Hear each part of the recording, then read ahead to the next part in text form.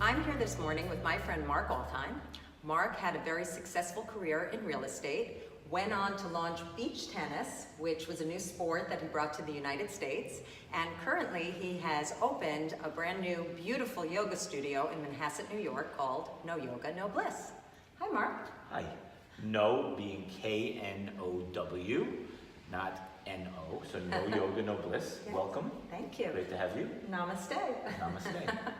Mark, can you share with us a little bit about why you opened up this studio and what yoga has come to mean to you? So my love of yoga was derived from my pain of inflexibility.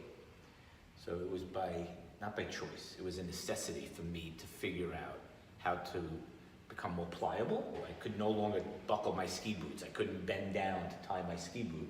So that forced me to try yoga, and it was nothing that I originally thought it would be like. I didn't know the spiritual aspect of it, I didn't know the breathing aspect of it, I didn't know the strength building in it, and now I'm just a yoga junkie. There you go. Is yoga a good solution in terms of exercise for people who are in our life stage? I think the empty questers are seeking a couple of different things in their life. One is maybe a spiritual reawakening. So spiritually, it's a really good thing. I think the new movement for mindfulness and finding some quiet in your life, yoga fits that as well, fits that bill. And also long term, we see our parents and we see them when they get older, and we know if you fall and you break a hip, those are not cool things. What are some of the objections that you hear from people who are coming into the studio? What do they say about resisting yoga? Great question. So they say, inflexible, I can't do yoga. And I say to them, well, if you were a diabetic, would you be eating cookies? So it's a little bit of an inverse. So for the person who's inflexible is the person who most needs yoga. Sure.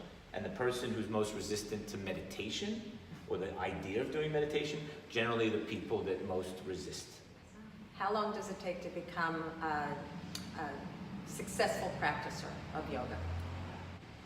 After 2 sessions here, you can go with confidence saying that I do yoga. Really, 20 minutes a day you can get away with. An hour and a half would be great, but you have a lot of flexibility, no pun intended. Yeah. What does it mean to you to be in this life stage?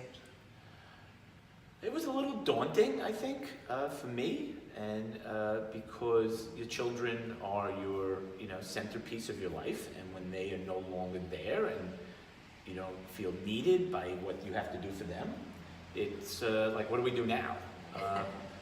Fortunately, I had started my yoga journey before I was an empty quester, and the quest to open my own studio probably would not have been there had I not have an empty nest at home. When I launched this website, a lot of people said, hey, don't forget the guys, because guys really have a very hard time when they become empty nesters, even sometimes more so than women. That could see that true, the soccer games and all these things that people, not in the moment, not appreciating. I tell my younger friends who have children that are 12, 14, and they're going to soccer games all day Saturday. I relish those days. We would have them back, Sure. to really enjoy them. Yeah. And now we have more time, and guys, I think a challenge. Thank you so much. Again, Mark Altheim, owner of No Yoga, No Bliss, sharing with us the excitement and purpose of yoga at this stage of life. Namaste. Namaste.